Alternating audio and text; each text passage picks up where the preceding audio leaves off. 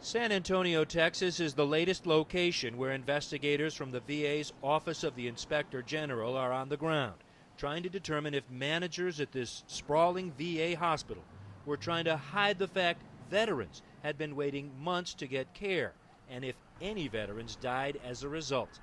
The allegations come from this clerk, who works in the hospital's medical administrative services and is speaking publicly for the first time. Brian Turner says his job is to help veterans secure appointments. He says he was told to fudge the numbers.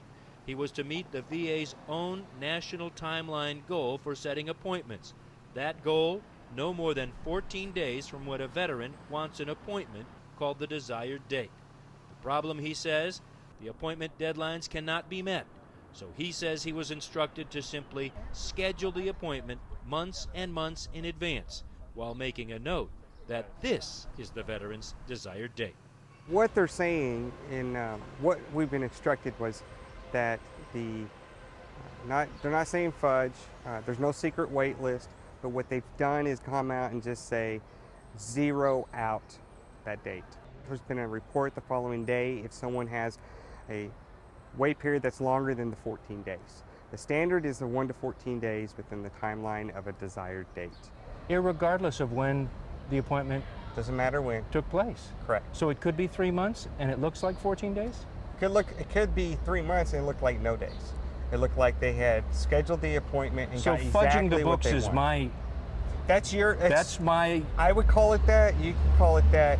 The VA What? doesn't call it that. They call it zeroing out. Zeroing out.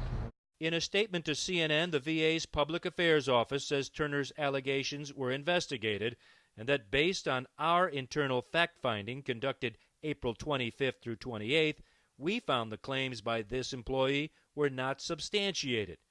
But Turner questions just how much fact-finding went on.